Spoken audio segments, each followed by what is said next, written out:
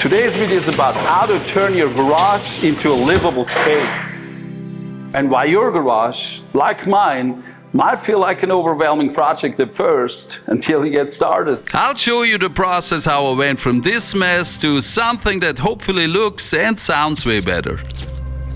I learned a few things the hard way, made some dumb mistakes, and almost ended up with mold under my brand new floors. So before you grab a hammer, you might want to watch this and save yourself a few headaches. I live in the south. No, further south. Even further south than that. Keep going. I'm talking about the melting heat of South Carolina. In a garage with no AC and no airflow. Yes, that far south. The good news, you don't need to be an expert. These days, just about anyone with a screwdriver can install one of those mini split heat pumps. And like almost anything else, you can order it on Amazon.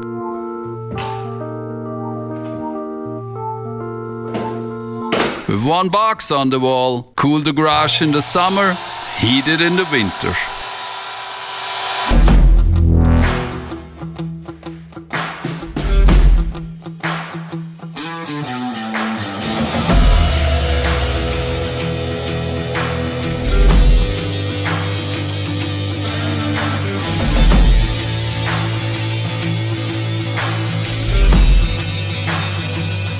Hear that sound? That is good news. It means that you didn't crack the copper pipe when you bent it during installation.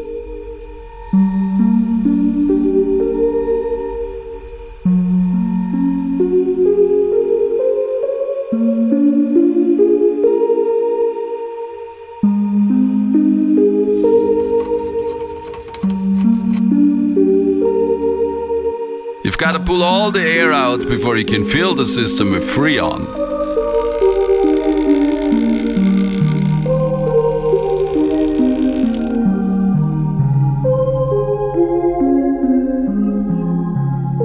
Making sure it's level.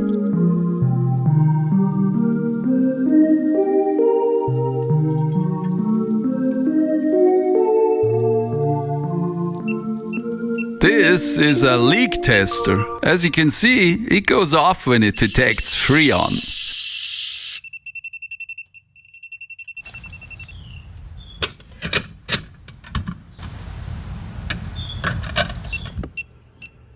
One last check for leaks, and then the moment of truth.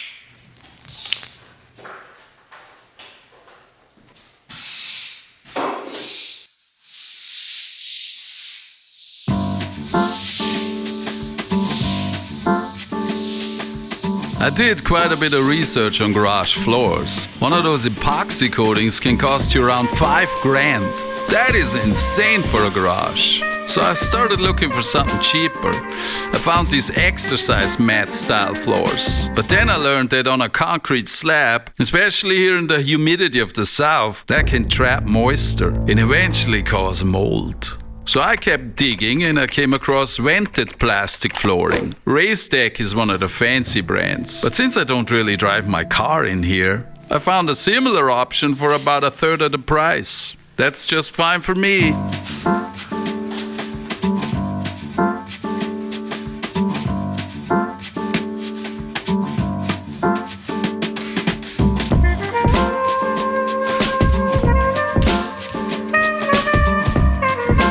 I just realized that I started the wrong way, because this straight line is supposed to be in the front where the garage door opens.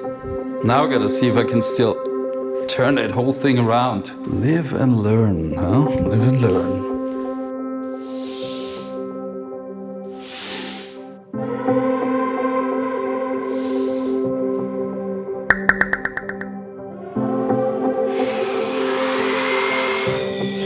I used to build full-on film sets right in the living room with fog machines and all. But between the lights and the microphones and all the cables and some of the bigger projects I built, the rest of the family wasn't too thrilled of me taking over the living room. That's the real reason I'm moving my operations out into the garage. And so the plan is to split the garage into 4 dedicated zones. Right now it's just chaos. But to make that work I need some kind of room divider. Nothing too permanent though. I'm thinking blinds.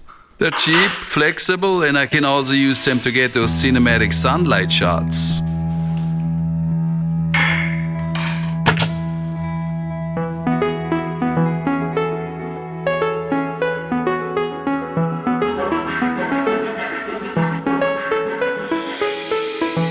I think just screwing it into the ceiling would look stupid, don't you think?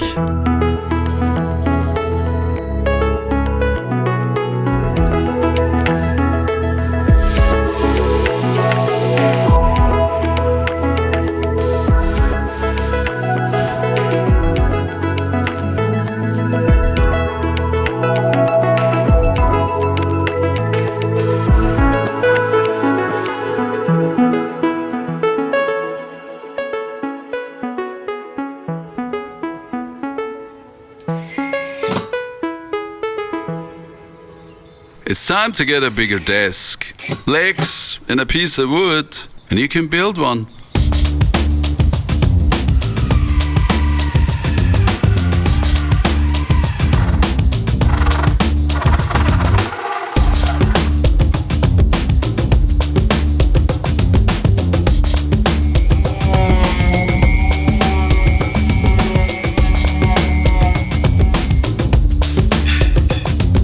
There is no such thing as too much shelf space. Now try to say that 3 times fast.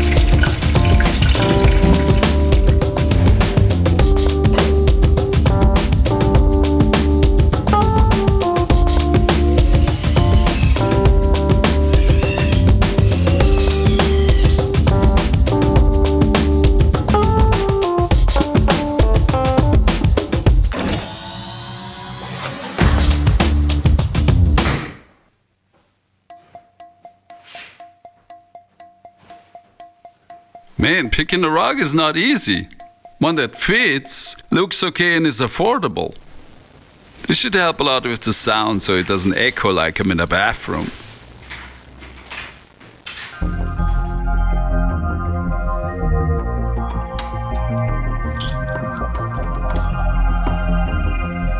Who needs a stud finder? A strong magnet is all you need.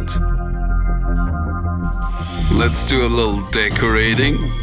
The final touches, as they say on the home improvement shows.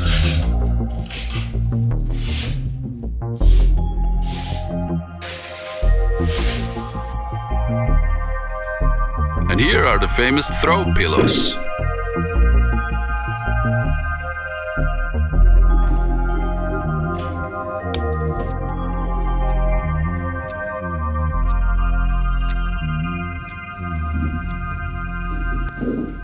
And so I guess that is my version of a man cave. At some point in time I might add a workbench over there, depending how much tinkering I'll do.